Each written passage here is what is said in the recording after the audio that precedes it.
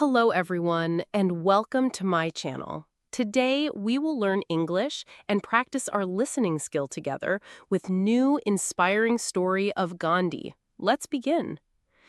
The story of Mahatma Gandhi. Mohandas Karamchand Gandhi, known to the world as Mahatma Gandhi, was born on October 2, 1869, in Port Bandar, a coastal city in Gujarat, India. His life's work would change the course of history, not just for India, but for the entire world.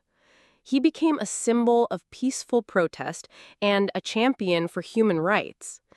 Gandhi's family was well respected. His father, Karamchand Gandhi, was the Diwan, chief minister of Porbandar. His mother, Putlibai, was a deeply religious woman. She taught Gandhi the values of kindness, honesty, and vegetarianism. As a child, Gandhi was shy and a quiet student. He was known for being truthful, a quality that would define his entire life. When he was just 13, he was married to Kasturbi Makanji, a girl of the same age. Their marriage would last for over 60 years. After finishing high school, Gandhi decided to pursue his studies abroad.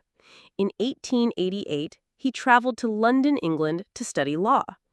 This was a big change for the young man from India. He tried to fit in with English society, even learning to dance and play the violin. However, he soon realized that it was more important to stay true to his own values. During his time in London, he studied law and read about different religions, including Christianity and Islam. These studies had a big impact on his thinking about peace and equality. After becoming a lawyer, Gandhi returned to India. However, he soon accepted a job offer in South Africa in 1893. This is where his life's mission truly began. In South Africa, he experienced racism and discrimination firsthand. He was thrown off a train for being a non-white person in a first-class carriage. This event was a turning point. Gandhi decided he had to fight against this injustice. For the next 21 years, he led a peaceful movement for the rights of Indians in South Africa. He developed his philosophy of Satyagraha, which means truth force. It was a method of nonviolent resistance where people would protest injustice peacefully without using violence. Gandhi returned to India in 1915 and was welcomed as a hero. He saw that India was still under British rule and that millions of people were poor and suffering. He decided to use his Satyagraha philosophy to help India gain its freedom. He led many famous campaigns. For example, in 1930, he led the Salt March, a long walk to the sea to protest a British law that made it illegal for Indians to make their own salt. This simple act of defiance inspired millions of people and showed the power of peaceful protest. Throughout his life, Gandhi lived a simple and humble life. He gave up his fine clothes and wore a simple dhoti, a traditional Indian garment made of spun-hone cloth. He believed in self-sufficiency and encouraged people to spin their own thread on a spinning wheel called a sharka. He also believed in the equality of all people and worked to end the caste system, a social system that separated people into different groups.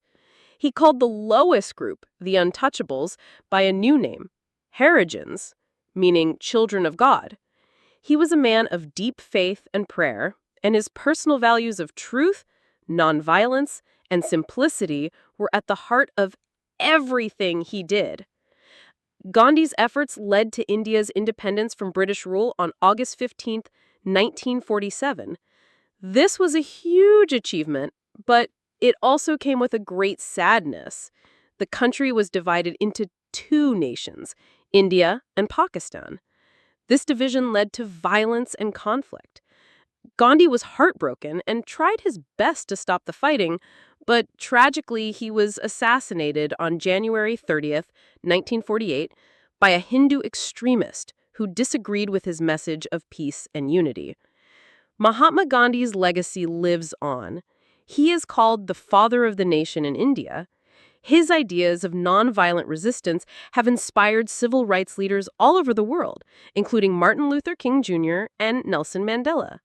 His life shows that one person with strong beliefs and a commitment to peace can change the world for the better.